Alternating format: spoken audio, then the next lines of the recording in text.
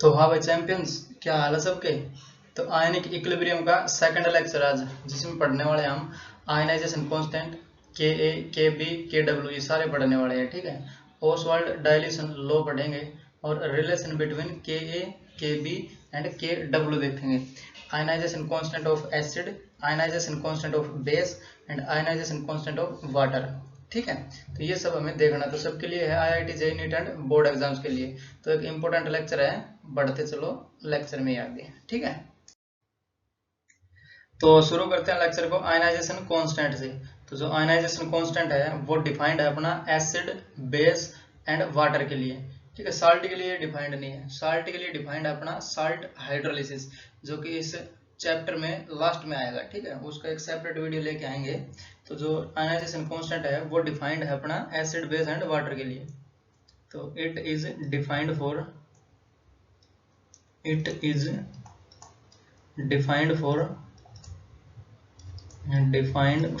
Acid, base and water. ठीक है, तो इसको हम एक ले लेते हैं, जैसे एक तीनों के लिए अलग अलग होएगा ये। एसिड के लिए अलग, बेस के लिए अलग और वाटर के लिए अलग। तो हम यहाँ पे एक वीक एसिड ले लेते हैं। पहले एसिड की बात करेंगे। वीक एसिड, वीक एसिड क्यों ले रहे हैं? क्योंकि उसमें हमें मिलेगा इक्विलिब्रियम। और अगर स्ट्रॉन्ग एसिड लिया तो 100% डिसोसिएट हो जाएगा, हमें उसमें इक्विलिब्रियम देखने को नहीं मिलेगा। ठीक है, तो जो आयनाइजेशन कांस्टेंट रहेगा वो इक्विलिब्रियम पे आएगा, तो हमने इसलिए यहाँ पे वीक एसिड लिया है। तो एक वीक एसिड लेते हैं, जैसे HA, मेरे पास एक वीक एसिड है और ये हमें दे रहा है H प्लस और प्लस A माइनस। ठीक, तो H प्लस और प्लस A माइनस ये हमें दे रहा है, और ये हम मान लेते हैं एट इक्विलिब्रियम है ये, एट इक्विलिब्रियम। तो इनिशियली क्या आएगा? इनिशियली तो H और A के पास एक ही मॉलिक्यूल रहेंगे। शुरू में तो मान लेते हैं 1 1 रहे और ये 0 0 रहेंगे, और इक्विलिब्रियम में कुछ यहाँ से चला जाएगा और यहाँ पे फॉर्म हो जाएगा अपना प्रोडक्ट। ठीक है, तो जो हमें इक्विलिब्रियम कांस्टेंट पढ़ा हमने पिछले वाले लेक्चर्स में, जो केमिकल इक्विलिब्रियम पढ़ा उसमें पढ़ा था Kc बराबर हो जाएगा कंसंट्रेशन ऑफ जो अपने प्रोडक्ट है उनके और divide by concentration of reactants. ठीक है, तो कंसंट्रेशन ऑफ H प्लस और into concentration of A minus और divide by concentration of HA। और ये कौन सी कंसंट्रेशन रहेगी अपनी? जो इक्विलिब्रियम पे रहेगी वो कंसंट्रेशन रखनी पड़ती है हमें। जो इनिशियल वाले कंसंट्रेशन है उससे इक्विलिब्रियम कांस्टेंट का कोई लेना देना नहीं है। जो अपनी इक्विलिब्रियम पे बचेगी उस कंसंट्रेशन को यहाँ पे लिखना है हमें। ठीक है, अगर ये एसिड का केस है तो जो Kc है वो Ka बन जाएगा अपना, K एसिड। ठीक है, ionisation constant for acid Ka। तो ये अपना सिंपली फॉर्मूला आ जाएगा Ka का। समझे? जैसे कुछ है यहाँ पे हम एग्जांपल लेते हैं। जो अपना वीक एसिड है वो, जैसे अपना एसिटिक एसिड हो जाएगा CH3COOH। ठीक है, CH3COOH। फॉर्मिक एसिड हो जाएगा जैसे HCOOH। हाइड्रोजन सल्फाइड हो जाएगा जैसे H2S हो जाएगा अपना। समझ रहे हो? जैसे HF हो जाएगा HF, जैसे HCN हो जाएगा HCN। तो ये सारे अपने वीक एसिड है। ठीक है, तो ये जो कांस्टेंट रहेगा Ka, तो Ka डिपेंड करेगा किस पे? जो नंबर ऑफ हाइड्रोजन आयन है उसके। तो ज्यादा कब होएगा ये? Ka ग्रेटर होएगा कब? Ka ज्यादा होएगा कब होएगा? जब H प्लस आयन्स की जो कंसंट्रेशन है वो ज्यादा होगी। समझ रहे हो? मतलब जो प्रोडक्ट अपने को ज्यादा मिलेगा तब ये सबसे ज्यादा होएगा अपना Ka, ionisation constant of S। अगर और इसके बारे में डिटेल में पढ़े तो Ka जो इनिशियल कंसंट्रेशन है एसिड की उस पर डिपेंड नहीं करता। ये करता है किस पे? जब इक्विलिब्रियम पे होगी उस कंसंट्रेशन पे डिपेंड करता है Ka। तो यहाँ पे लिख देते हैं इनिशियल कंसंट्रेशन, इसको कोई फर्क नहीं पड़ता। तो Ka डज नॉट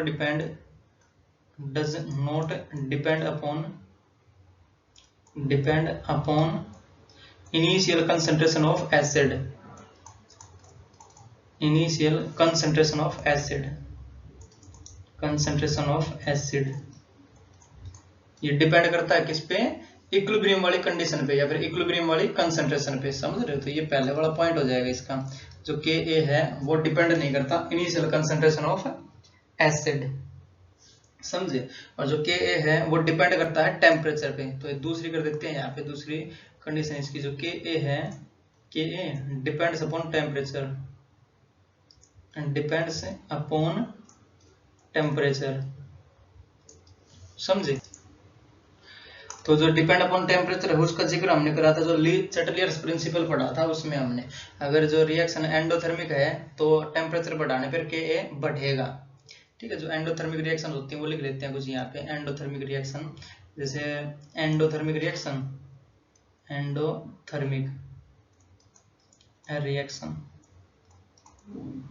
तो वो कैसी रिएक्शन होती है, जैसे H मान लेते हैं हम यहाँ पे, A प्लस बी मान लेते हैं, तो A प्लस बी और प्लस डेल्टा H हम इसको हीट दे रहे हैं, तो ये हमें दे रहा है, मान लेते हैं C प्लस डी दे रहा है, C प्लस डी दे रहा है, तो ये एंडोथर्मिक होगी। क्यों? ये रिएक्शन कब होगी? जब A और B को हम हीट देंगे, एंडोथर्मिक हो जाएगी रिएक्शन। ठीक है, हीट दे रहे हैं, तो हीट दे रहे हैं तो हमें C और D मिल रहा है, समझ रहे हो। हीट देने के बाद हमें C और D मिल रहा है। अगर टेम्परेचर बढ़ाएंगे, टेम्परेचर बढ़ाना मतलब हीट बढ़ाना, तो हीट बढ़ेगी तो फॉरवर्ड रिएक्शन अपनी होएगी, मतलब जो ये कंसंट्रेशन हो जाएगी हमें ज्यादा मिलेगी, जो H प्लस है और A माइनस है इसकी कंसंट्रेशन हमें ज्यादा मिलेगी। किस कंडीशन में? जब रिएक्शन एंडोथर्मिक होगी तब, समझ रहे हो। जब टेम्परेचर बढ़ाएंगे तो Ka बढ़ेगा। Ka कब बढ़ेगा? ये दिख रहा है ना, Ka कब बढ़ेगा? जब जो H प्लस की कंसंट्रेशन बढ़ेगी, और वो कब बढ़ेगी? जब रिएक्शन अपनी एंडोथर्मिक होगी, क्योंकि उसको टेम्परेचर देने पर वो रिएक्शन फॉरवर्ड डायरेक्शन में हो जाएगी, फॉरवर्ड में होती रही तो ये वाले ज्यादा बनेगा अपना प्रोडक्ट, और यही हमें ज्यादा चाहिए। जैसे इस केस में ये H प्लस हमें ज्यादा चाहिए ना, समझ रहे हो। तो Ka बढ़ेगा टेम्परेचर बढ़ाने पे, अगर रिएक्शन एंडोथर्मिक है तो। समझे यहाँ तक? एंडोथर्मिक रिएक्शन होना जरूरी है। तो ऐसा ही अपने आप जो वीक बेस है उसके केस में हो जाएगा। यहाँ पे वीक बेस ले लेते हैं, यहाँ पे वीक एसिड था तो अपना ये हो जाएगा वीक एसिड, और यहाँ पे ले लेते हैं वीक बेस, ये एसिड का हो गया और ये बेस का पोर्शन लेते हैं इधर। जैसे एक जनरल ले लेते हैं हम MOH, अपने पास एक बेस है वीक बेस। ठीक है, तो ये जो अपना डिसोसिएट करेगा 5% के आसपास डिसोसिएट करता है, जो मैंने पिछले लेक्चर्स में बताया इसको। तो ये हमें देगा M प्लस और प्लस OH माइनस, समझे। तो ये कब बढ़ेगा? इसका जो कांस्टेंट होएगा, ये इक्विलिब्रियम पे मान लेते हैं हम, ये वाला एट इक्विलिब्रियम। तो इक्विलिब्रियम पे क्या होएगा? Kc बराबर हो जाएगा कंसंट्रेशन ऑफ M प्लस और into concentration of OH minus और divide by concentration of MOH, समझे। अगर ये इक्विलिब्रियम पे है और ये जो अपनी रिएक्शन है वो बेस है, वीक बेस, तो इस Kc को हम बोलेंगे Kb, ionisation constant of base Kb, समझे। तो ये Kb हो जाएगा यहाँ पे। तो Kb कब बढ़ेगा? जब OH की कंसंट्रेशन बढ़ेगी अपनी, तो Kb इंक्रीज करेगा कब? जब OH माइनस की कंसंट्रेशन हमें ज्यादा मिलेगी तब, समझे। तो ये भी सेम हो जाएगा।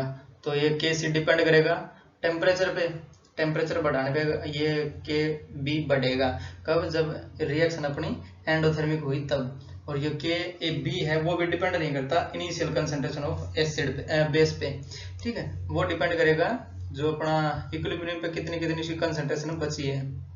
ठीक है, तो Kb डू नॉट डिपेंड, ये does not depend upon initial concentration of base, initial concentration of base. ठीक है, इनिशियल कंसंट्रेशन पे डिपेंड नहीं करता, ये करता है कब? जब इक्विलिब्रियम पे कोई होगी, तो इक्विलिब्रियम पे मान लेते हैं इसके 1 मोल, इसके 1 मोल, इसके 1 मोल, तो वो हमें जो ये फॉर्मूला अपना ये यहाँ पे रखने पड़ेंगे फिर, समझे। तो ये बन जाएगा अपना आयनाइजेशन कांस्टेंट ऑफ बेस, समझ रहे हो। और ये तो बताइए जैसे Kb डिपेंड करेगा टेम्परेचर पे, तो यहाँ पे लिख सकते हो Kb डिपेंड्स अपॉन टेम्परेचर। तो जो अपना आयनाइजेशन कांस्टेंट ऑफ वाटर है उसकी थोड़ी देर बाद बात करेंगे, पहले हम यहाँ पे देखेंगे ओसवाल्ड डाइल्यूशन लॉ। तो बढ़ेंगे नेक्स्ट स्लाइड में। तो अब देखते हैं अपना ओसवाल्ड डाइल्यूशन लॉ। ये क्या कहता है? अगर हमारे पास कोई एक वीक इलेक्ट्रोलाइट है तो उसका जो डिग्री ऑफ डिसोसिएशन है या फिर डिग्री ऑफ आयनाइजेशन है वो डायरेक्टली प्रोपोर्शनल रहेगा स्क्वायर रूट ऑफ डाइल्यूशन के या फिर वॉल्यूम के स्क्वायर रूट पे रहेगा वो भी, ठीक है। तो यहाँ पे हम इसकी डेफिनेशन है वो लिख लेते हैं। तो the degree of dissociation, the degree of dissociation, the degree of dissociation, या फिर इसको हम बोल सकते हैं आयनाइजेशन। ठीक है, ionization is directly proportional to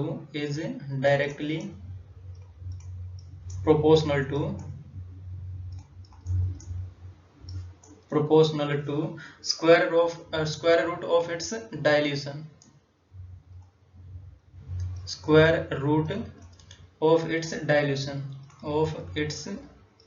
dilution, या फिर वॉल्यूम भी लिख सकते हैं उसको। ठीक है, तो जितना ज्यादा डाइल्यूट करेंगे उसका डिग्री ऑफ डिसोसिएशन उतना ही बढ़ जाएगा। सिंपली ये है इसका मीनिंग। ठीक है, जो डिग्री ऑफ डिसोसिएशन है या फिर आयनाइजेशन है वो अपना अल्फा रहता है, तो अल्फा डायरेक्टली प्रोपोर्शनल रहेगा किसके, square root of its volume या फिर डाइल्यूशन। ठीक है, ये है अल्फा, डिग्री ऑफ डिसोसिएशन, और ये है डायरेक्टली प्रोपोर्शनल का साइन। ठीक है, तो ये हमें प्रूव करके देखेंगे। इसको जो प्रूव है वो और देख लेते हैं यहाँ पे। तो हम यहाँ एक वीक इलेक्ट्रोलाइट ले लेते हैं, एक एसिड ले लेते हैं, वीक एसिड, जैसे HA अपने पास है वीक इलेक्ट्रोलाइट या फिर वीक एसिड है ये, तो ये हमें देता है H+ और +A-। तो ये हम ले लेते हैं इनिशियल कंडीशन। ठीक है, इनिशियली हमारे पास जो HA है इसके 1 मोल है और ये बनेंगे नहीं, तो इनके रहेंगे 0 मोल इनिशियली, समझे। और अब है ये एट इक्विलिब्रियम, तो एट इक्विलिब्रियम तो जो अल्फा डिफाइंड है वो 1 मोल के लिए है ना। अल्फा डिग्री ऑफ डिसोसिएशन 1 मोल के लिए है, वो 1 मोल में से कितना जाता है, तो हम मान लेते हैं 1 मोल ही था इसका, तो अल्फा जाएगा इसमें, तो बचेगा कितना एट इक्विलिब्रियम, इक्विलिब्रियम पे बचेगा इसका 1 - अल्फा, समझे। तो अगर इससे 1 जाता तो 1 बनता, गया कितना अल्फा, तो बनेगा कितना अल्फा, तो ये बनेगा अपना अल्फा इक्विलिब्रियम पे। इसका 1 जाता तो 1 बनता, इसका अल्फा गया तो कितना बनेगा, इसका भी अल्फा ही बनेगा, तो ये होएगा अपना अल्फा। और अब हमें चाहिए कंसंट्रेशन इसकी, क्योंकि जो अपना इक्विलिब्रियम कांस्टेंट रहता है उस पर हम कंसंट्रेशन रखते हैं, तो यहाँ पे कंसंट्रेशन ले लेते हैं। तो कंसंट्रेशन, और जो कंसंट्रेशन का फॉर्मूला है वो अपना N/V, नंबर ऑफ मोल्स। तो ये है नंबर ऑफ मोल्स कितने एट इक्विलिब्रियम पे, तो ये है नंबर ऑफ मोल्स इक्विलिब्रियम पे, और इसकी कंसंट्रेशन निकालनी होगी तो हम यहाँ से V से डिवाइड कर देंगे इसको, समझ रहे हो। तो ये हो जाएगा अपना 1 - alpha divide by V, alpha by V, और ये हो जाएगा अपना अल्फा बाई V, क्योंकि वॉल्यूम तो सबके लिए सेम ही रहेगा, समझ रहे हो। तो ये है कंसंट्रेशन। तो अब हमें चाहिए, जैसे ये हमने एसिड लिया है तो Ka लिख लेते हैं यहाँ पे हम, या फिर Ke भी लिख सकते हो, इलेक्ट्रोलाइट भी लिख सकते हो, तो Ka लिख लेता हूँ मैं सिंपली, या फिर इलेक्ट्रोलाइट लिख लो। Ionization constant of electrolyte, weak electrolyte लेंगे यहाँ पे हम, तो कंसंट्रेशन रखनी पड़ेगी इनकी। तो जैसे ये दिख रहा है हमें, तो ये H की कंसंट्रेशन यहाँ पे, ये तो कंसंट्रेशन ऑफ H+ और इनटू कंसंट्रेशन ऑफ A- और divide by concentration of HA।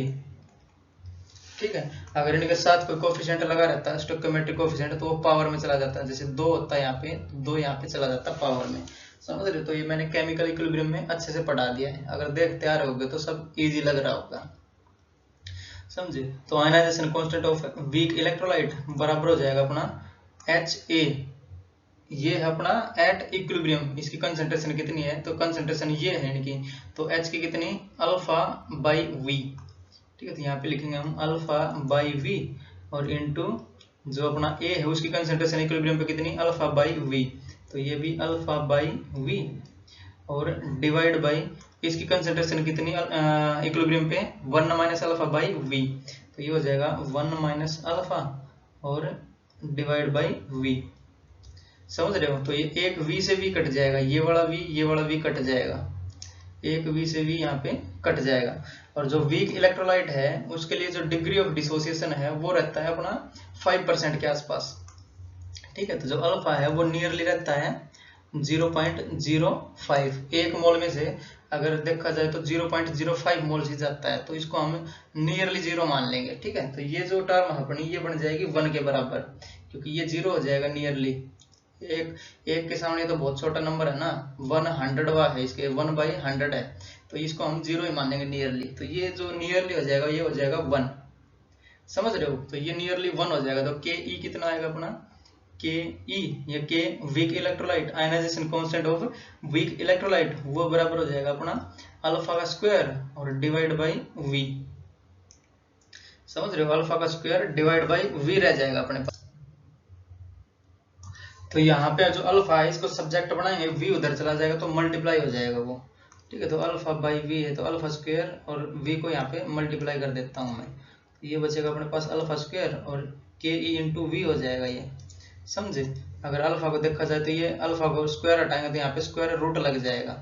तो इसका मैं स्क्वायर रूट लगा देता हूँ और इसका स्क्वायर हटा दे रहा हूँ मैं, ठीक है। तो अपने पास फाइनली जो बची इक्वेशन वो बचेगी अल्फा बराबर हो जाएगा के ई टाइम्स ऑफ वी, ठीक है। के ई क्या है, ये एक कांस्टेंट रहेगा। जैसे एसिड आया तो यहाँ पे के ए लग जाएगा, वो कांस्टेंट रहेगा एट गिवन टेम्परेचर, ठीक है। के बी आया, बेस आया तो यहाँ पे के बी लग जाएगा, वो भी कांस्टेंट रहेगा एट ए गिवन टेम्परेचर, समझ रहे हो। तो ये अल्फा है वो डायरेक्टली प्रोपोर्शनल है किसके, स्क्वायर रूट ऑफ वॉल्यूम के, ठीक है। तो this implies alpha is directly proportional to under the root V, यानी डायल्यूशन के। तो जितना ज्यादा डायल्यूशन करेंगे उतना ही ज्यादा डिग्री ऑफ डिसोसिएशन अपना बढ़ेगा। तो ये है अपना अल्फा डिग्री ऑफ डिसोसिएशन और ये है डायरेक्टली प्रोपोर्शनल का साइन। तो ये हेंस प्रूव हो जाएगा यहाँ पे, हेंस प्रूव्ड। और इसका अगर दूसरा रूप देखना चाहते हो तो जैसे अल्फा ये स्क्वायर रूट वी के है तो इनवर्सली प्रोपोर्शनल हो जाएगा स्क्वायर रूट सी के कंसंट्रेशन के। जो कंसंट्रेशन का फॉर्मूला अपने पास है, कंसंट्रेशन वो बराबर है एन बाई वी के, समझ रहे हो। जैसे ये एन बाई वी है अपना कंसंट्रेशन, तो वी की वैल्यू हम यहाँ पे एन बाई सी लिख सकते हैं। कंसंट्रेशन को अगर सी लिखे हम यहाँ पे तो वी की वैल्यू हो जाएगी अपनी एन बाई सी। तो वी बराबर हो जाएगा अपना एन बाई सी और एन क्या है, एन है अपना कोई कांस्टेंट रहेगा, जितने नंबर ऑफ मोल्स रह जाएंगे वो रह जाएंगे इक्विलिब्रियम पे, समझ रहे। तो वो कांस्टेंट रहेंगे अपने। तो जो v की जगह हम ये c लिख सकते हैं 1/c। तो ये अगर देखा जाए तो 1/c के रूट लग जाएगा ये। तो अल्फा क्या हो जाएगा, अल्फा बराबर हो जाएगा यहाँ पे, थोड़ा इसको और बढ़ा के लिख देता हूँ मैं। तो ये बराबर हो जाएगा अपना, या फिर इनवर्सली प्रोपोर्शनल हो जाएगा 1/√ऑफ कंसंट्रेशन, ठीक। अब जाके ये प्रूव हो गया यहाँ पे ऑसवाल्ड डायल्यूशन लॉ, समझे। तो कंसंट्रेशन के टर्म्स में भी देख सकते हैं हम, डायल्यूशन के टर्म्स में भी अल्फा को डिफाइन कर सकते हैं। बोलो यहाँ तक समझ में आया। तो इतना समझ गए हो तो अब इसके करेंगे हम क्वेश्चन लगाना शुरू करते हैं, ठीक है। तो एक इम्पोर्टेंट चैप्टर है ये, तो इसके क्वेश्चन देखते हैं नेक्स्ट स्लाइड से।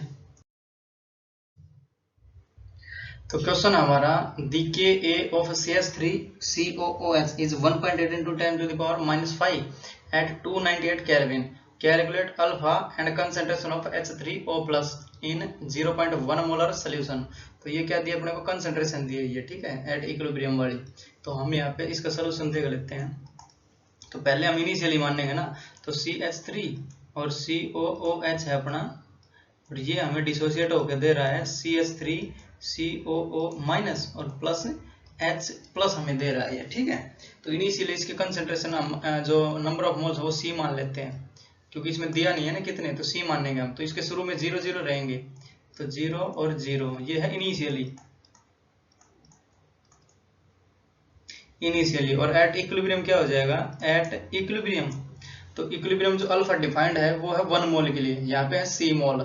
तो बच जाएगा कितना इक्विलिब्रियम पे, C - C अल्फा बच जाएगा ये, क्योंकि 1 मोल होता तो अल्फा जाता, 2 मोल होते तो 2 अल्फा जाता, 3 मोल होते तो 3 अल्फा जाता। C मोल है तो C अल्फा जाएगा, बचेगा कितना, C - C अल्फा बच जाएगा ये, समझे। अगर ये 1 मोल जाता तो बढ़ता कितना, 1 मोल। C अल्फा जाएगा तो कितना बनेगा यहाँ पे, C अल्फा मोल्स बन जाएंगे, C अल्फा, और इसके वजह से ये C अल्फा ये बन जाएगा यहाँ पे, समझे। तो एट इक्विलिब्रियम ये है, तो Ka क्या हो जाएगा अपना, Ka यानी Ka वो बराबर हो जाएगा C अल्फा और इंटू C अल्फा और divide by C - C alpha, concentration of product divide by concentration of reactant, समझे। तो ये एक C से एक C कट जाएगा यहाँ पे, तो बचेगा क्या अपना this implies C alpha square और डिवाइड बाई 1 माइनस अल्फा बचेगा, क्योंकि यहाँ से एक सी कॉमन आएगा तो एक सी से एक सी कट जाएगा, तो एक सी बचेगा यहाँ पे सी और अल्फा इंटू अल्फा यानी अल्फा स्क्वायर और डिवाइड बाई 1 माइनस अल्फा। तो जो डिग्री ऑफ डिसोसिएशन है वीक इलेक्ट्रोलाइट के लिए वो लगभग 5% के बराबर है, तो अल्फा नियरली इक्वल है 5% फॉर वीक इलेक्ट्रोलाइट। तो जो ये वाला अल्फा है यहाँ पे 0 हो जाएगा, इसकी वैल्यू नियरली 0 मान सकते हैं इसको हम। तो बनेगा क्या, के ए बराबर हो जाएगा अपना सी अल्फा स्क्वायर के।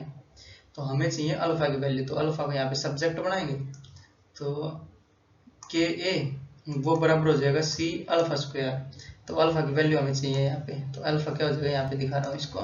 तो अल्फा हो जाएगा अपना के ए और बाई सी और इसका हो जाएगा रूट, क्योंकि यहाँ पे है अल्फा स्क्वायर, यहाँ पे स्क्वायर रूट कर देंगे इसका। तो हमारे पास अब अल्फा भी है, के ए करेक्शन के ए भी है और सी भी है। सी हमें दे रखा है ना 0.1 मोलर, कंसंट्रेशन है ना, number of moles divide by volume, तो ये कंसंट्रेशन हमारे पास है ऑलरेडी। तो ये है सी, तो क्या हो जाएगा अल्फा बराबर हो जाएगा अंडर द रूट के ए की वैल्यू है अपने पास 1.8 इंटू 10 टू द पावर -5 और डिवाइड बाय हो जाएगा कंसंट्रेशन यानी 0.1 मोलर। तो एक दशमलव से ये वाले दशमलव कट जाएगी, तो बचेगा क्या अपने पास अल्फा बराबर हो जाएगा, अगर इसको देखा जाए ये बनेगा अपना नियरली 4 के बराबर बन जाएगा नहीं, 18 को एक दशमलव काट ही दे रहा हूँ इससे, तो दशमलव से पहले हटा देता हूँ इसको, दशमलव से मैंने ये दशमलव हटा दी, तो बचेगा क्या ऊपर बचेगा अपना 18, वो हट गया 1 सेकेंड, तो ये है रूट और ये दशमलव जाएगी यहाँ से 18 वाली, तो ये बचेगा अपने पास 18 और इंटू 10 टू द पावर 5, तो -4 लिख लेता हूँ और एक डिवाइड कर देता हूँ 10 को, ठीक है, ताकि इसका स्क्वायर रूट आ जाए ना, तो 10 की पावर -2 बचेगा ये। तो 18 को लिख सकते हैं हम नियरली 4 के बराबर और 10 को लिख सकते हैं हम नियरली 3 के बराबर। तो अल्फा कितना आया अपना, अल्फा आ जाएगा 4/3 और इंटू 10 की पावर -2, क्योंकि स्क्वायर रूट है ना यहाँ पे, 4 से 2 बन जाएगा ये, तो ये बनेगा 1.3, तो 1.33 बनेगा समथिंग, या फिर 1.4 ही कर लो इसको। तो जो अल्फा की वैल्यू है अपने पास आ गई है 1.4 और इंटू 10 टू द पावर -2, समझे।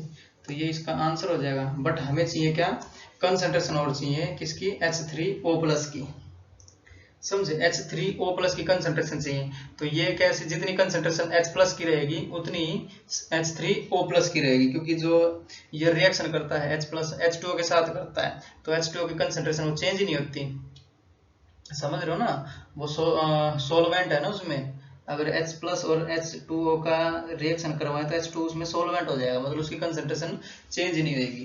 तो जितनी H+ की कंसंट्रेशन उतनी H3O+ की, तो हम H+ की निकाल लेते हैं, तो H3O+ की सेम हो जाएगी। तो C अल्फा चाहिए हमें, तो C हमारे पास 0.1 है और अल्फा की वैल्यू ये रही, तो इसकी दोनों की गुणा कर देंगे हम यहाँ पे, तो ये हो जाएगा अपना डिवाइड बाई 10 यानी 0.14 हो जाएगा।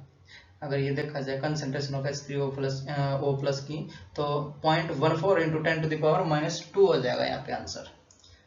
कर लोगे ना ये बड़ा, तो बड़ा समझे कि नहीं,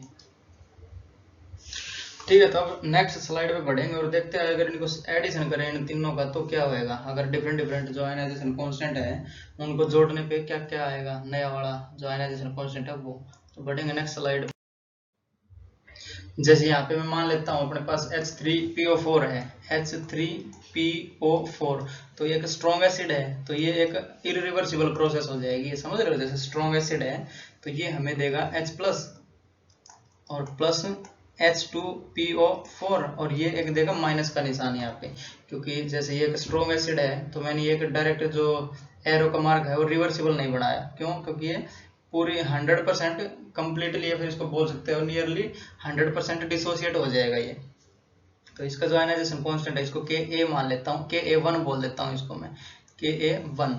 फिर आता है अपना, अगर इसमें से एक हाइड्रोजन और निकालना हो तो ये बनेगा अपने पास जैसे H2PO4 और माइनस है यहाँ पे, तो ये एक वीक एसिड है, तो इसमें से जैसे जो साइन आएगा वो रिवर्सिबल प्रोसेस का आएगा, और इसमें से जो H प्लस है वो निकालना मुश्किल हो जाएगा। क्यों? क्योंकि ऑलरेडी यहाँ पे नेगेटिव चार्ज है, तो वो पॉजिटिव चीज को अपने पास रखना चाहता है ना, तो हम इसमें से पॉजिटिव निकाल रहे हैं ये, तो ये निकालने आसानी से नहीं देगा, समझ रहे? तो एक हम यहाँ पे H निकालेंगे, इसमें से H प्लस एक निकाला तो बचेगा क्या अपने पास में, HPO4 2 माइनस बच जाएगा ये। और इसका जो आयनाइजेशन कांस्टेंट है इसको मैं बोल देता हूँ Ka2 सेकंड वाला, ठीक है, Ka2।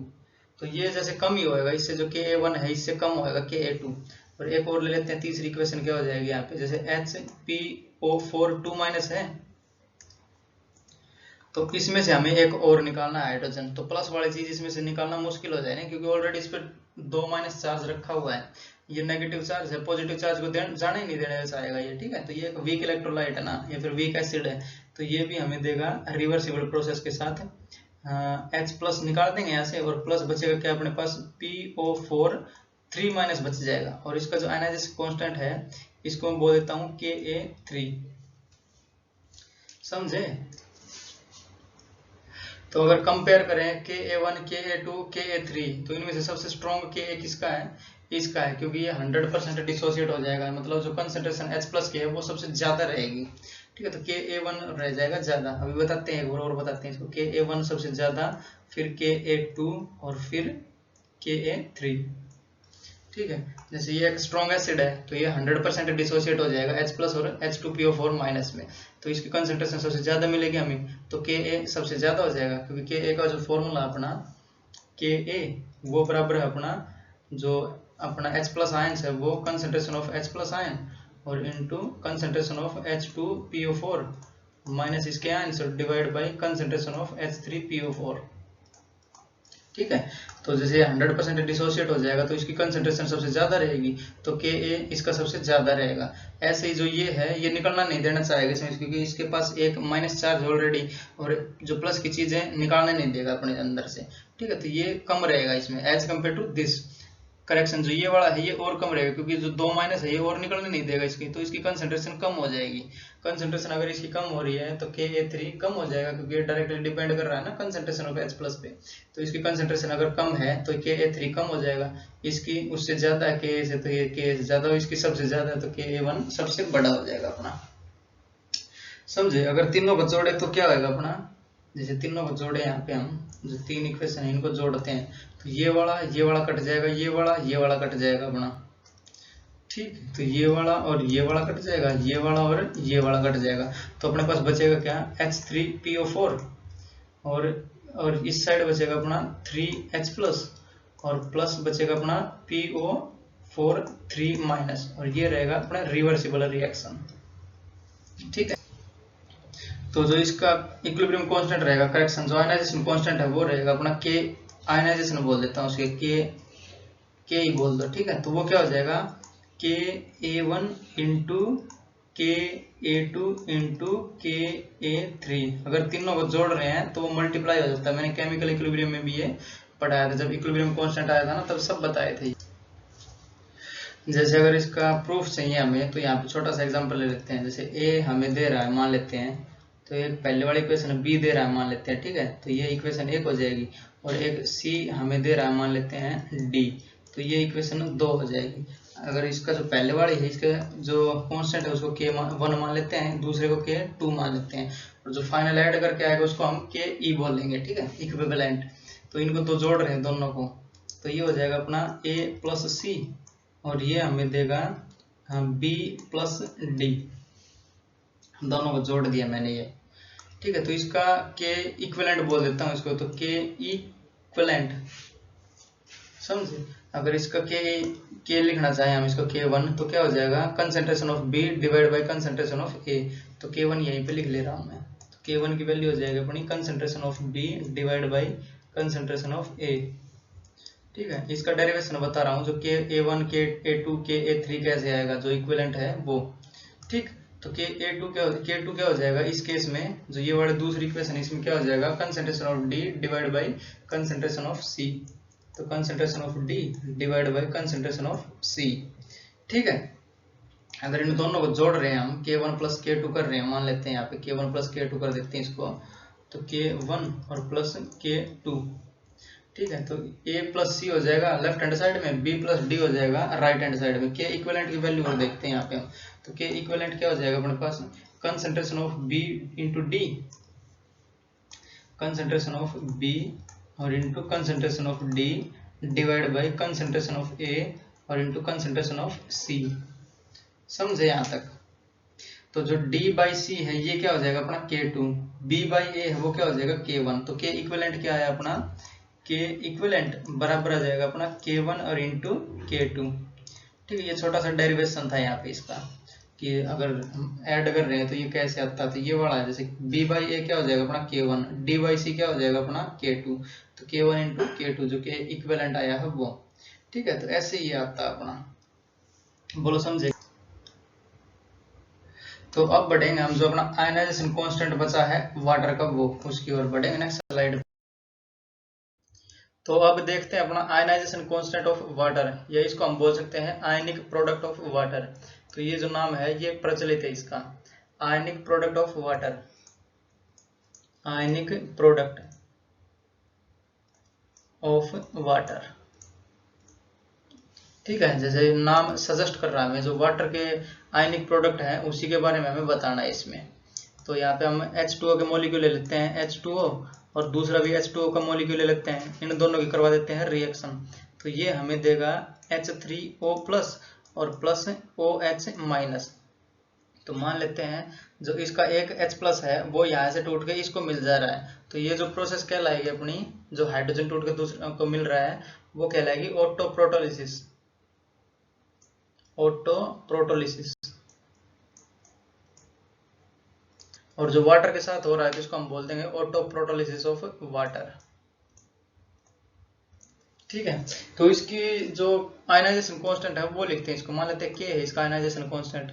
तो K वो बराबर हो जाएगा अपना कंसंट्रेशन ऑफ H3O प्लस और into concentration of OH minus और divide by concentration of H2O और इनटू कंसंट्रेशन ऑफ H2O और करेंगे तो इसका स्क्वायर ही कर देता हूं मैं। ठीक है, तो ये हो जाएगा अपना स्क्वायर। तो जो H2O का होल स्क्वायर है उसको हम यहाँ पे ले जाएंगे, तो ये बनेगा अपना H2O, कंसंट्रेशन ऑफ H2O का स्क्वायर और इनटू K और बराबर हो जाएगा अपना H3O प्लस कंसंट्रेशन और into concentration of OH minus. ठीक है, तो ये बन के आ रहा है अपने पास, जो ये जैसे ionic product of water, ionic product of water, अगर इनको जोड़ेंगे तो H2O मिल जाएगा अपने को। और ये जो अपनी टर्म बच रही है इस पूरे को बोलेंगे हम KW, यानी ionisation constant of water, KW। और ये बराबर हो जाएगा अपना H3O plus, H3O plus concentration और कंसंट्रेशन ऑफ OH माइनस। बोले यहाँ तक समझ में आया कि नहीं? जो KW है अपना वो हो जाएगा H3O प्लस की कंसंट्रेशन और into concentration of OH minus. तो ये जो KW है ये कहलाएगा अपना आयनिक प्रोडक्ट ऑफ वाटर। ठीक है, तो जो KW है वो डिपेंड करता है सिर्फ और सिर्फ टेम्परेचर पे। तो यहाँ पे हम लिखेंगे KW depends only upon temperature, depends, तो यहाँ पे स्टार मार्क लिख लेता हूँ क्योंकि इंपॉर्टेंट बातें हैं ना ये। तो KW depends only on temperature. तो जो एक्सपेरिमेंटली वैल्यू है इसकी KW की एट रूम टेम्परेचर यानी 25 डिग्री सेल्सियस पे, तो 25 डिग्री सेल्सियस या फिर 298 केल्विन पे जो KW है, KW उसकी वैल्यू है 10 to the power -14, 10 to the power -14। और ये कैसे आई है? ये आई है अपनी एक्सपेरिमेंटली, जो लैब में टेस्ट करके देखा है। ठीक है, एक्सपेरिमेंटली या फिर लैब टेस्टेड बोल सकते हैं इसको। जो KW है अपना KW और ये बराबर हो जाएगा 10 टू द पावर -14। इसके अलावा कुछ नहीं रहेगा, ये कांस्टेंट वैल्यू ही लगा है इसको, ये चेंज नहीं होती है कभी भी। जो अपना आयनिक प्रोडक्ट ऑफ वाटर है KW उसकी वैल्यू हमेशा यही रहेगी। अगर वो कोई सोल्यूशन जो अपना ज़्यादा एसिडिक है तो उसके लिए अलग हो जाएगी, ज़्यादा बेसिक है तो उसके लिए अलग होगी, बट जो KW है इसकी वैल्यू चेंज नहीं होगी। जो KA है और KB है वो चेंज हो जाएंगे। जैसे अगर यहाँ पे दिखाऊं तो अपने पास 3 प्रकार के सोल्यूशन मिल सकते हैं। यहाँ पे सोल्यूशन लिख लेते हैं 3 प्रकार के, एक तो जो न्यूट्रल होएगा, एक न्यूट्रल और एक एसिडिक, और तीसरा हो जाएगा अपना बेसिक। जो न्यूट्रल है उस केस में क्या होएगा, जो H प्लस की कंसेंट्रेशन है वो OH माइनस के बराबर हो जाएगी कंसेंट्रेशन। ठीक है, न्यूट्रल में क्या होएगा, this implies concentration of OH minus, concentration of OH minus बराबर हो जाएगी concentration of H plus ions के। जब ये न्यूट्रल होगा मतलब जो एसिड नेचर और जो बेसिक नेचर है दोनों एक दूसरे को कैंसिल करेंगे। अगर ये दोनों बराबर हैं तो वो न्यूट्रल हो जाएगा अपना सोल्यूशन। अगर एसिडिक की बात करें हम यहाँ पे, तो जो कंसेंट्रेशन ऑफ H प्लस है वो ज्यादा रहेगी कंसेंट्रेशन ऑफ OH माइनस की। ठीक है, जो OH माइनस है उसकी कंसेंट्रेशन कम है तो मतलब वो एसिडिक है नेचर। अगर बेसिक की बात करें यहाँ पे हम, तो जो OH माइनस की कंसेंट्रेशन है वो ज्यादा रहेगी किससे, H प्लस की कंसेंट्रेशन से। H प्लस क्या बताता है हमें, ये बताता है एसिडिक, तो ये एसिडिक नेचर कम हो जाएगा, मतलब जो बेसिक है नेचर ज्यादा बढ़ रहा है इसका, समझ रहे हो। तो जो Kw की वैल्यू है वो हमेशा 10 टू द पावर -14 रहेगी, कैसा भी सोल्यूशन हो, न्यूट्रल हो, एसिडिक हो, बेसिक हो, कैसा भी हो। जो Kw है जो आयनिक प्रोडक्ट ऑफ वाटर है उसकी वैल्यू हमेशा यही रहेगी। ठीक है, इसका एक बार डेरिवेशन और बताता हूँ ये क्या रहेगी। जैसे ये वाला है अपना एक न्यूट्रल, एसिडिक और बेसिक, नेक्स्ट स्लाइड में इसको फिर से ले लेते हैं हम। ठीक है, तो जैसे यहाँ पे अपने तीन सोल्यूशन है, एक तो न्यूट्रल हो जाएगा अपना न्यूट्रल सोल्यूशन, एक हो जाएगा एसिडिक और एक हो जाएगा अपना बेसिक। जो न्यूट्रल है उसमें जो कंसेंट्रेशन है दोनों की बराबर रहेगी, यानी H प्लस की कंसेंट्रेशन बराबर रहेगी अपनी OH माइनस की कंसेंट्रेशन के, जब तो जाके न्यूट्रल होएगा। एसिडिक में क्या रहेगा, जो H प्लस की कंसेंट्रेशन है वो ग्रेटर देन रहेगी OH माइनस की कंसेंट्रेशन से। जो बेसिक है उसमें क्या रहेगा, जो OH माइनस की कंसेंट्रेशन है वो ज्यादा रहेगी, ग्रेटर देन रहेगी H प्लस की कंसेंट्रेशन से, समझे। तो जो अपने Kw की वैल्यू है वो तो हमेशा 10 की शक्ति -14 ही रहेगी, तो Kw वो बराबर रहेगा हमेशा 10 की पावर -14 के ही। जो H प्लस और OH माइनस की कंसेंट्रेशन है वो खुद में खुद चेंज करेंगी। जैसे Kw की वैल्यू हमने देखी, Kw बराबर होता है अपना कंसेंट्रेशन ऑफ H3O प्लस और into concentration of OH minus. ठीक है, अगर जो अपना सोल्यूशन है वो एसिडिक हुआ तो ये वाली कंसेंट्रेशन बढ़ जाएगी इसकी, तो जितनी ज्यादा बढ़ेगा उतना इसको खाता रहेगा ये, तो मतलब बढ़ेगा तो कम रहेंगे ये, OH माइनस कम हो जाएगा अपना, तो एसिडिक नेचर बढ़ेगा इसका। जो H3O प्लस है इसकी कंसेंट्रेशन बढ़ने के कारण जो ये बनेगा सोल्यूशन अपना एसिडिक बन जाएगा। अगर OH माइनस की बढ़ रही है तो ये कम हो जाएगी, मतलब OH माइनस की बढ़ेगी तो ये बेसिक हो जाएगा पूरा जो सोल्यूशन है अपना वो, समझे। तो ये वाली दोनों वैल्यू है ये चेंज कर सकती है, बट ये हमेशा कांस्टेंट रहेगी, जो 10 की शक्ति -14 है वो। और ये कब है, एट 298 केल्विन, ये room temperature, at room temperature यानी 25 डिग्री सेल्सियस पे, ये 25 डिग्री सेल्सियस पे। अगर टेम्परेचर बढ़ाया तो Kw घटेगा ये, जैसे ये 25 डिग्री पे है 10 टू द पावर -14, तो 25 डिग्री पे अपनी आई है 10 टू द पावर -14। अगर टेम्परेचर बढ़ाया हमने जैसे 63 डिग्री करा तो ये आ जाएगी 10 की शक्ति -13, मतलब कम हो जाएगा ये, समझ रहे हो। टेम्परेचर बढ़ाने पे Kw की वैल्यू कम होगी, नेगेटिव में बढ़ रहा है मतलब कम हो रहा है ये। अगर टेम्परेचर कम करें यहाँ पे हम, अगर 11 डिग्री करा हमने तो जो Kw की वैल्यू आई वो बढ़ जाएगी, जैसे 0.3 और इंटू 10 टू द पावर -14 हो जाएगा, तो ये 0.3 मल्टीप्लाई होगा ना, मतलब ये बढ़ गई। तो ये इसकी वैल्यूज हैं, तो हमें चाहिए रूम टेम्परेचर से मतलब इसको, जैसे 25 डिग्री पे देखा जाए तो वो देखेंगे हम 10 टू द पावर -14। अगर कोई रिएक्शन रूम टेम्परेचर पे हो रही है फिर 298 केल्विन पे हो रही है तो उस केस के लिए हमें ये वाली वैल्यूज इसकी याद करनी पड़ेंगी, याद करनी 10 टू द पावर -14 सब याद रहती है। ठीक है, तो अब देखते हैं जो न्यूट्रल है इसके लिए जो Kw है उसको देखते हैं, ये वाली वैल्यू उठाते हैं पहले। तो Kw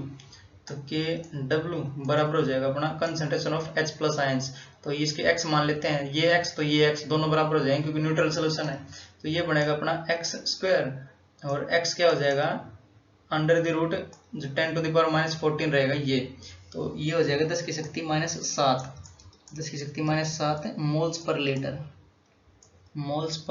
लीटर। तो ये आई अपनी कंसेंट्रेशन। अगर किसी भी सोल्यूशन की concentration 10 to the power -7 moles per litre आ रही है तो वो सोल्यूशन रहेगा अपना न्यूट्रल, समझे। अगर उसको एसिडिक होना है, जैसे H प्लस की कंसेंट्रेशन उसको ज्यादा होना पड़ेगा इससे, तो फॉर एसिडिक नेचर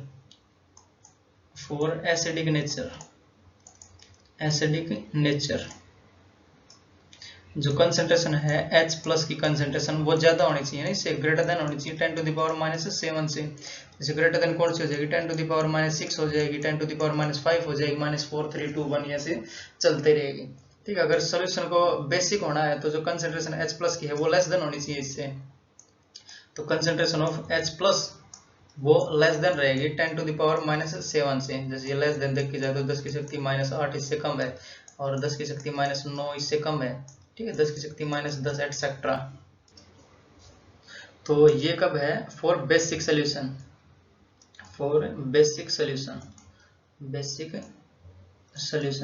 और ये कब है, फॉर एसिडिक नेचर या फिर फॉर एसिडिक सोल्यूशन। ठीक है, कोई सोल्यूशन एसिडिक कब होएगा, जब उसकी जो कंसंट्रेशन है H प्लस की वो greater than 10 to the power -7 होगी तब। और अगर 10 टू द पावर -7 ही तो वो न्यूट्रल सोल्यूशन हो जाएगा अपना, समझे। तो क्वेश्चन की ओर बढ़ते हैं, इसमें क्वेश्चन करेंगे तो और अच्छे से समझ में आ जाएगा। ठीक, उससे हमें पता चल जाएगा कोई सोल्यूशन एसिडिक है, बेसिक है या फिर न्यूट्रल है। तो बढ़ेंगे क्वेश्चंस की ओर। तो क्वेश्चन हमारा, find the concentration of H3O+ and concentration of OH- for a solution of a weak acid. तो HA एक वीक एसिड दिया है और Ka दिया हमें 2 × 10 to the power -8 and 8 moles of acid are present in 1 litre of solution. ठीक है, तो इसका सोल्यूशन देखते हैं पहले तो हम। तो एक वीक एसिड दिया हमें, तो जो अपना सोल्यूशन हो जाएगा वो एसिडिक इन नेचर हो जाएगा। तो वीक एसिड दे रखा है, ऑलरेडी बता भी रखा हमें। तो HA अपने पास एक वीक एसिड है, तो वीक एसिड 5% डिसोसिएट करता है। तो ये डिसोसिएट करेगा, मान लेते हैं H प्लस में और A- में। ठीक है, तो हमें इसकी कंसंट्रेशन चाहिए, तो इनिशियली हम मान लेते हैं इसके जो 8 मोल दे रखे हैं ना अपने, जो अपना एसिड है उसके 8 मोल दे रखे हैं इनिशियली। तो ये 8 मोल और ये इनिशियली 0 0 रहेंगे इनिशियली।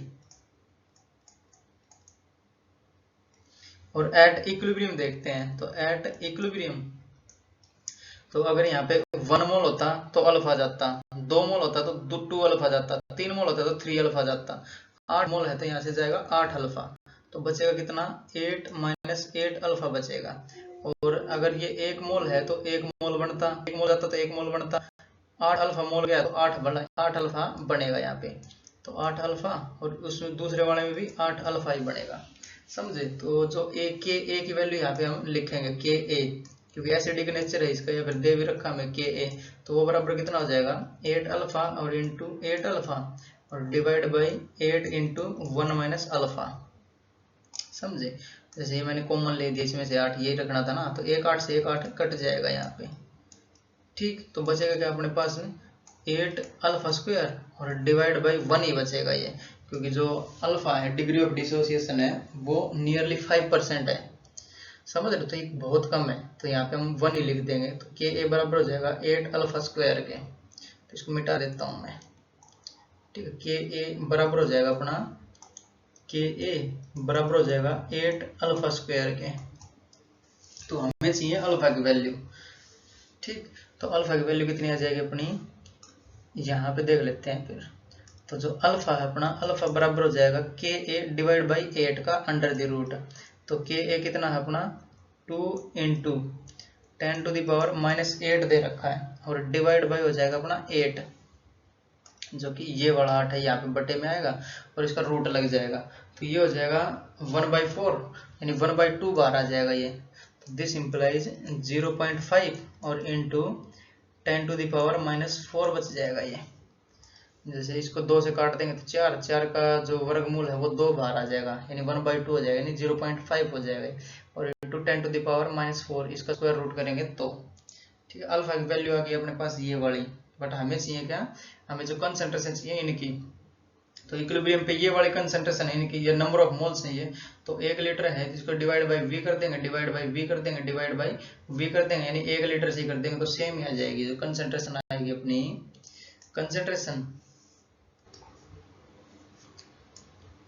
कंसंट्रेशन ऑफ H3O+, तो हमें दे रखी कंसंट्रेशन H प्लस की या फिर H3O+ की सेम ही रहती है, 8 अल्फा है।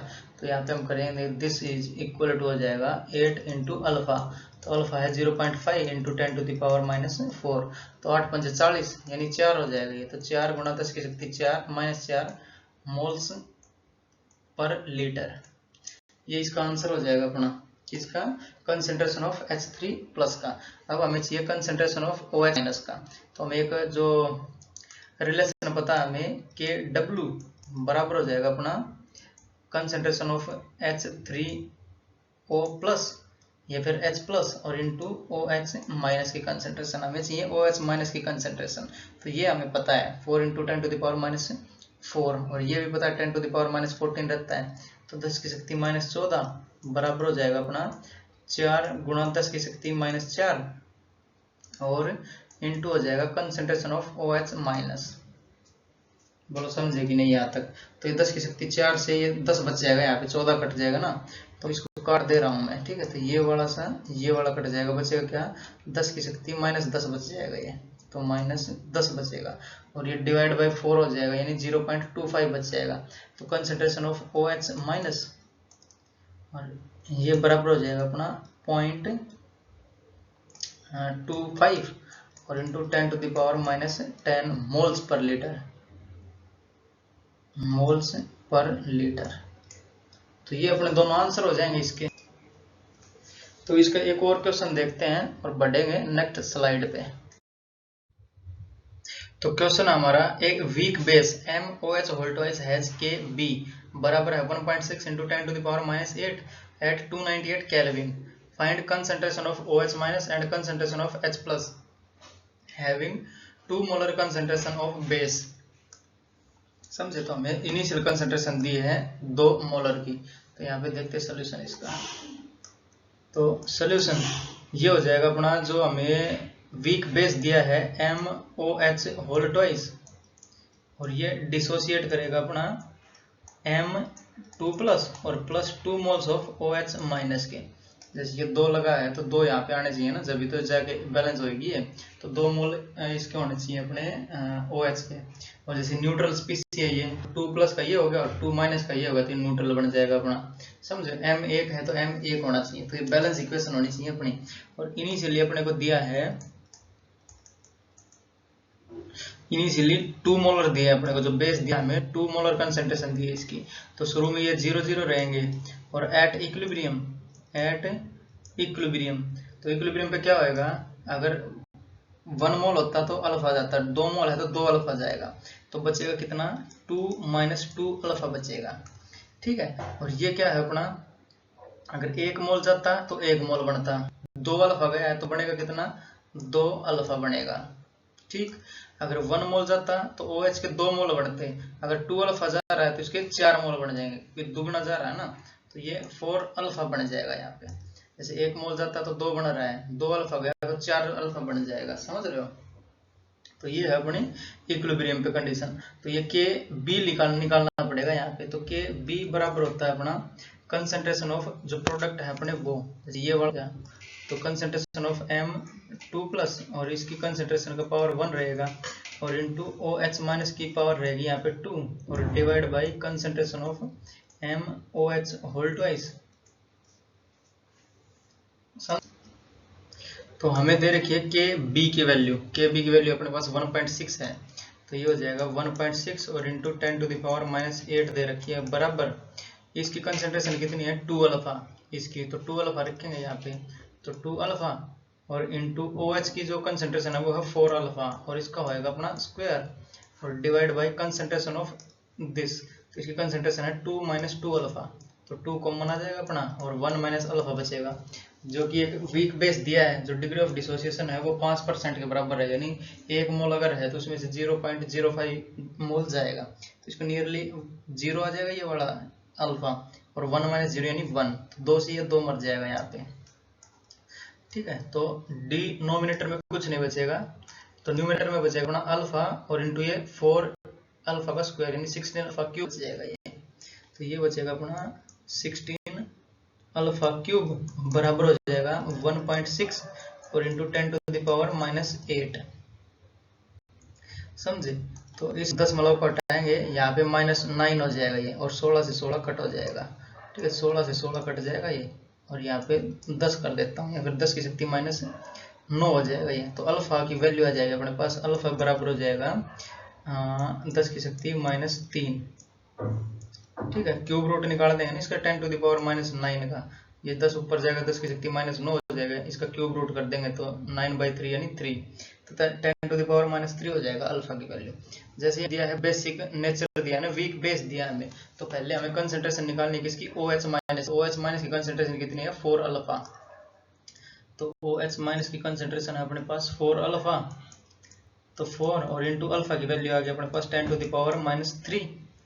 और कंसंट्रेशन ऑफ हमें चाहिए अब H+ की या फिर H3O+ की, तो हमें KW ये वाली रिलेशन पता है हमें, कंसंट्रेशन ऑफ H3O+ और इंटू कंसंट्रेशन ऑफ OH-। तो OH- की कंसंट्रेशन ये पता, KW की वैल्यू 10 की शक्ति -34 है। ठीक है, तो यहाँ पे इसका वैल्यू निकाल देंगे हम, तो 10 टू द पावर -14 और divide by 4 into 10 to the power -3 बराबर हो जाएगा कंसंट्रेशन ऑफ H+ आयंस। ठीक है, तो ये कितना हो जाएगा 25 हो जाएगा ये, तो 0.25 और इंटू 10 टू द पावर -11, और ये अपना आंसर हो जाएगा। दोनों आंसर आ गए ना ये, ठीक है, आंसर हो जाएगा ये।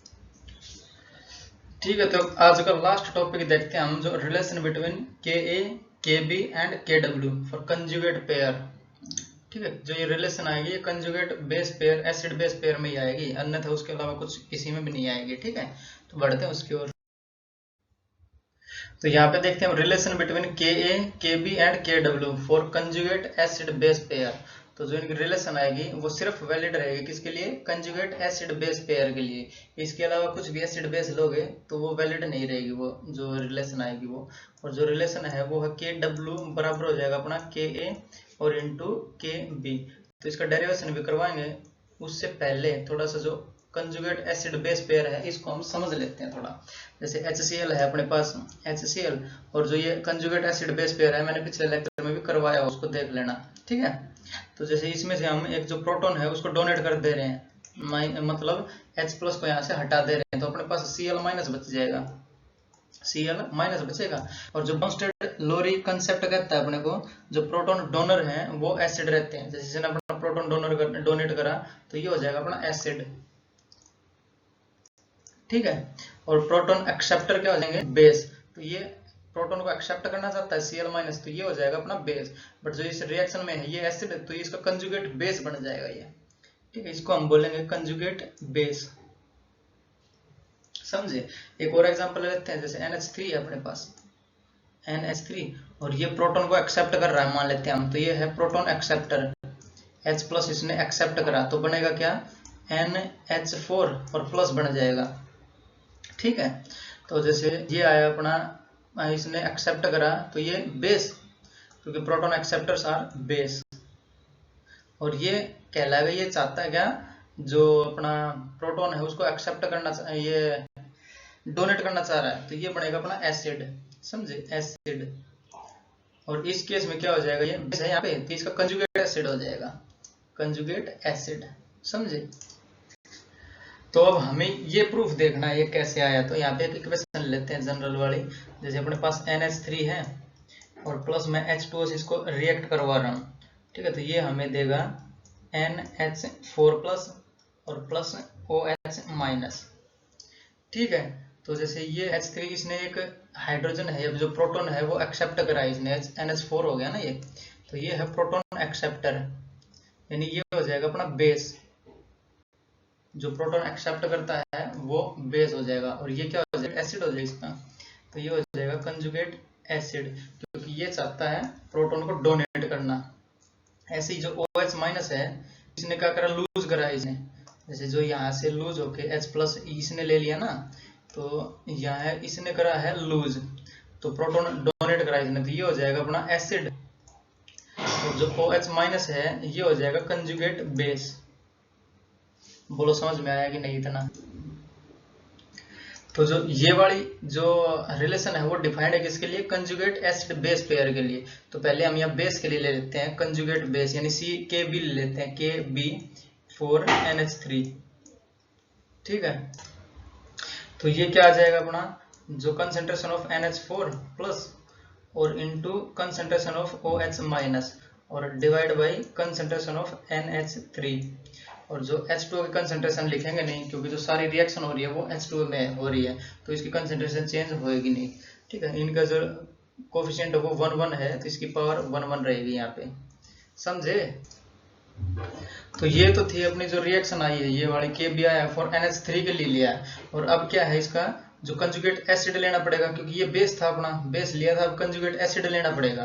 ठीक है, तो NH4 है कंजुगेट एसिड, तो ये है यहाँ पे कंजुगेट एसिड, जो कि है अपना NH4 प्लस, NH4 प्लस।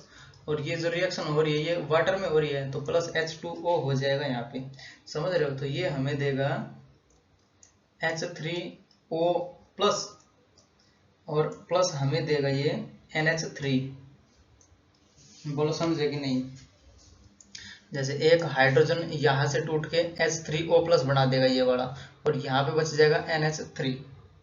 बोलो समझ में आया कि नहीं। तो अब इसके लिए हम Ka की वैल्यू निकालेंगे। Ka किसके लिए, NH4 के लिए, जो कि कंजुगेट एसिड लिया है हमने, समझ रहे हो। तो ये बराबर हो जाएगा अपना कंसेंट्रेशन ऑफ H3O प्लस और इनटू कंसेंट्रेशन ऑफ NH3 और divide by concentration of NH4 plus. और जो वाटर की कंसेंट्रेशन है वो हम लेंगे नहीं, क्योंकि जो रिएक्शन हो रही है वो ऑलरेडी वाटर में ही हो रही है, तो इसकी जो कंसेंट्रेशन है वो चेंज होएगी नहीं। तो Ka हो गया, Kb हो गया, अपने पास दोनों हो गए ना अभी। तो दोनों क्या करते हैं, एक बार गुणा कर लेते हैं, जैसे ये Kb और ये Ka, दोनों को गुणा करते हैं एक बार, तो Kw आना चाहिए अपना। तो Ka कितना है अपना, concentration of H3O plus, concentration of H3O plus और इनटू कंसेंट्रेशन ऑफ NH3 और divide by concentration of NH4 plus और इनटू ये Kb की वैल्यू अपने पास कंसेंट्रेशन ऑफ NH4 प्लस और इनटू OH माइनस और divide by concentration of NH3। ये कब आया था अपना, जब Ka और Kb कराया तब। ठीक है, तो ये NH4 प्लस कट जाएगा, NH3 से ये NH3 कट जाएगा, तो बचेगा क्या अपने पास H3O प्लस और OH माइनस बचेगा, यानी Kw बचेगा अपना। तो ये था अपना Ka और इनटू Kb और ये बराबर हो जाएगा Kw। ठीक है, हेंस